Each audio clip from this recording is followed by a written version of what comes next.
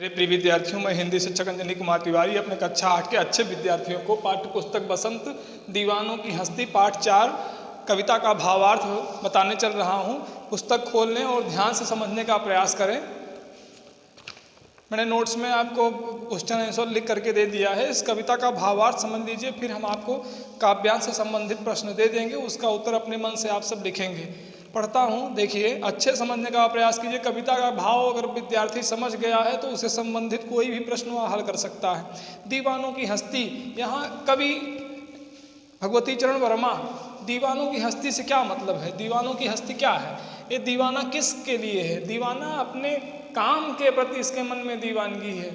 जहाँ जाता है बेहतर ढंग से काम करता है और इस तरह से आचरण व्यवहार है कि जो लोग इनसे मिलते हैं वह सब खुश हो जाते हैं और जब वहाँ से जाता है तो जाने के बाद लोग उनके बिछुड़ने के दुख से दुखी हो जाते हैं।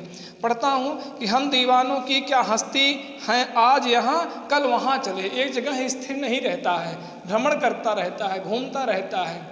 घुमक्कड़ी जिज्ञासा, अथा तो घुमक्कड़ी जिज्ञासा में राहुल सांस्कृत्यायन ने लिखा कि जो व्यक्ति कूप मंडूक बन के एक स्थान पर रहता है वो देश दुनिया के बारे में कुछ जान नहीं पाता।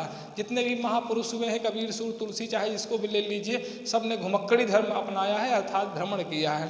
तो ये भी क्या है, मस्त होकर के एक स्थान पर रुकता नहीं बहुत दिन तक। हम दीवानों की क्या हस्ती हैं, आज यहाँ कल वहाँ चले। आज यहाँ पर है और कल फिर उस स्थान को छोड़ करके दूसरे स्थान पर चला जाता है।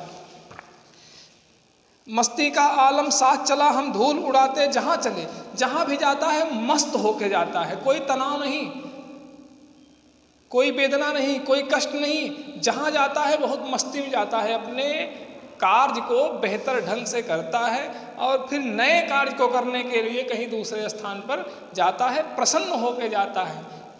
कोई तनाव मस्तिष्क में ले करके नहीं जाता। काम करने की कला विलक्षण है इसके अंदर।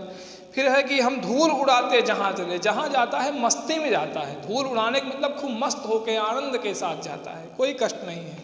आए बनकर उल्लास अभी, आंसू बनकर बह चले अभी। जब आता है तो लोग प्रसन्न हो जाते हैं, उल्लास मतलब लोग खुश हो जाते हैं, और जब जाता है तो लोग इसके वियोग में रोने लगते हैं। यही है आंसू और उल्लास का मतलब।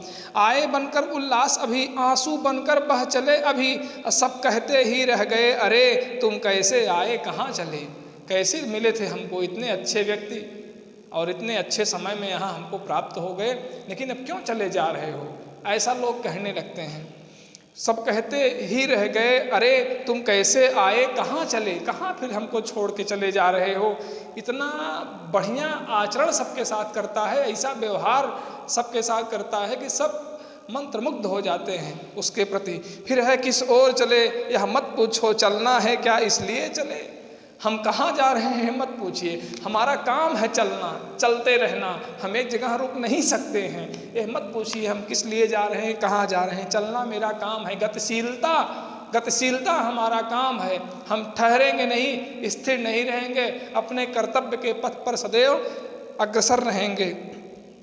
किस ओर चले यह मत पूछो, चलना है बस इसलिए चले। जग से उसका क्या लिए चले, जग को अपना क्या कुछ दिए चले। वो कह रहा है न हम किसी को कुछ देते हैं न किसी से कुछ लेते हैं, न किसी को कुछ देना है न किसी को कुछ लेना है।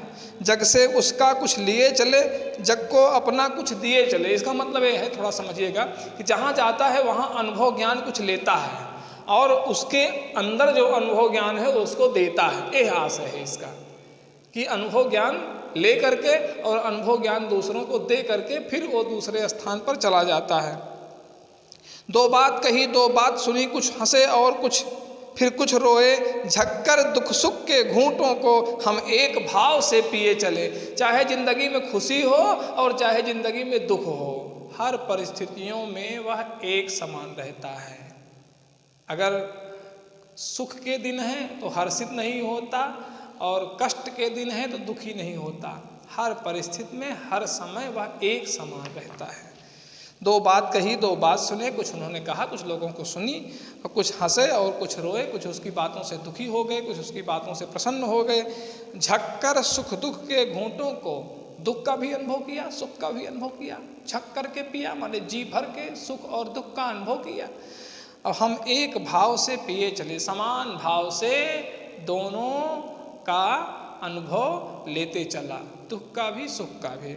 हम भिखमंगों की दुनिया में स्वच्छंद लुटाकर प्यार चले, हम भिखमंगों की दुनिया में स्वच्छंद लुटाकर प्यार चले। हम एक निशानी सी उर पर ले असफलता का भार चले। पंक्ति का अर्थ समझिएगा, कह रहा है दुनिया भिखमंगी है, माने स्वार्थ में सब एक दूसरे से कुछ पाना चाहते हैं। लेकिन कवि क्या करना चाहता है? कवि प्यार क्या देता है? प्रेम, सबसे प्रेम करना चाहता है।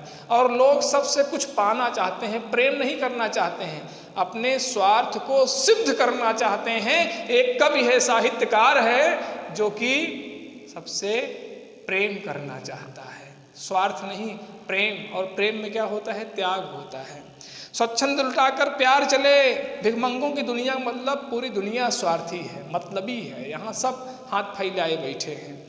हम एक निशानी सी उर पर ले असफलता का भार चले। यही असफलता है कि कवि चाहता है सब एक दूसरे से प्रेम करें, लेकिन ये संभव नहीं है। साहित्यकार स्वयं तो सबसे प्रेम करता है, लेकिन वह चाहता है कि सब एक दूसरे से प्रेम करें, यह संभव नहीं है। इसलिए वह अपने इस कार्य में असफल हो गया और असफलता का बोझ उसके हृदय पर हमेशा रखा रहता है। फिर कहता है कि अब अपना और पराया क्या, आबाद रहें रुकने वाले। हम स्वयं बंधे थे और स्वयं हम अपने बंधन तोड़ चले। जो ठहर गए हैं, जो स्थिर हो गए हैं, वो अपने स्थान पे आबाद रहें, स्वतंत्र रहें, उनसे हमारा कुछ लेना देना नहीं है। हम तो स्वच्छंद हैं, स्वतंत्र देश के नागरिक हैं, आबाद हैं, प्रसन्न हैं। और हम अभी तक तो इनके मोह के बंधन में बंधे थे और स्वयं इस बंधन को तोड़ करके हम अपने कर्तव्य के मार्ग पर आगे बढ़ते चले जा रहे हैं। मैं समझता हूँ दीवानों की हस्ती, इस मस्ती हस्ती को आप समझ गए होंगे। बहुत बहुत धन्यवाद।